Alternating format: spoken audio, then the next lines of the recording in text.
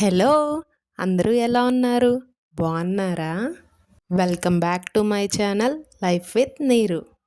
ఈరోజు first time నా పిల్లలతో కలిసి నేను జర్నీ చేయబోతున్నాను. అది కూడా నైట్ టైంలో.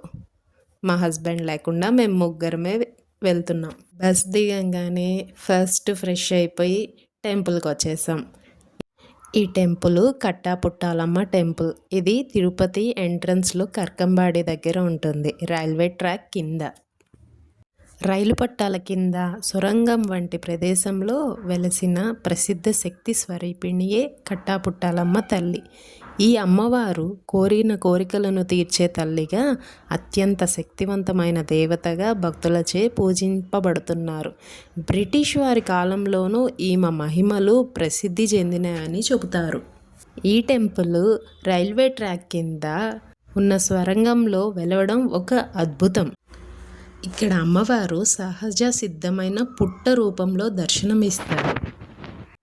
ఈ హిస్టరీ ఏంటంటే, స్థానికులు కథనాల ప్రకారం పూర్వం బ్రిటిష్ వాళ్ళు రైల్వే లైన్ నిర్మాణం సమయంలో ఇక్కడ అమ్మవారిని తొలగించడానికి ప్రయత్నించగా, అమ్మవారి మహిమ వల్ల పనులు జరగలేదని, తర్వాత వారి సొంత అనుభవంతో ఆలయాన్ని అలాగే ఉంచారని అక్కడి ప్రజలు చెబుతారు. రైలు ప్రయాణంలో వెళ్ళే యాత్రికులకు కూడా దర్శనమిచ్చే ఈ అమ్మవారు కట్టా మైసమ్మ రూపుగా కొలవబడుతున్నారు. మీలో ఎంతమందికి ఈ కట్టాపుట్టాలమ్మ గురించి తెలుసు? ఎన్నిసార్లు టెంపుల్కి వెళ్ళారో కామెంట్ చేసేయండి. తర్వాత వచ్చిన పని అయిపోయిన తర్వాత లంచ్ టైం అయిపోయింది. సో అందరం కలిసి లంచ్ చేద్దామని ఇక్కడికి వచ్చేసాం. అది సాటర్డే, అందుకనేసి ఒక మంచి వెజ్ రెస్టారెంట్కి వచ్చేసాం. ఇది చూసారా, ఆవకాయ ఎంత నోరూరుతుందో చూస్తుంటే, గోంగూర.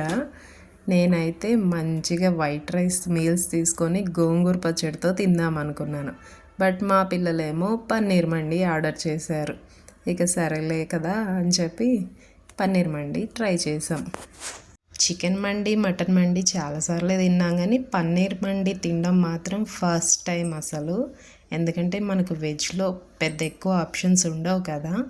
ఎలా ఉంటుందో ఏంటో అనుకున్నాం, కానీ చాలా అంటే చాలా టేస్టీగా ఉంది. పన్నీర్ కూడా చాలా సాఫ్ట్గా, పిల్లలకు కూడా నచ్చేలాగా చాలా యమ్మీగా ఉంది. అందరం మంచిగా తినేసాం. తినేసిన తర్వాత డెజర్ట్కి మాత్రం పిల్లలు ఉన్నారు కదా, ఐస్ క్రీమ్ తీసుకున్నారు.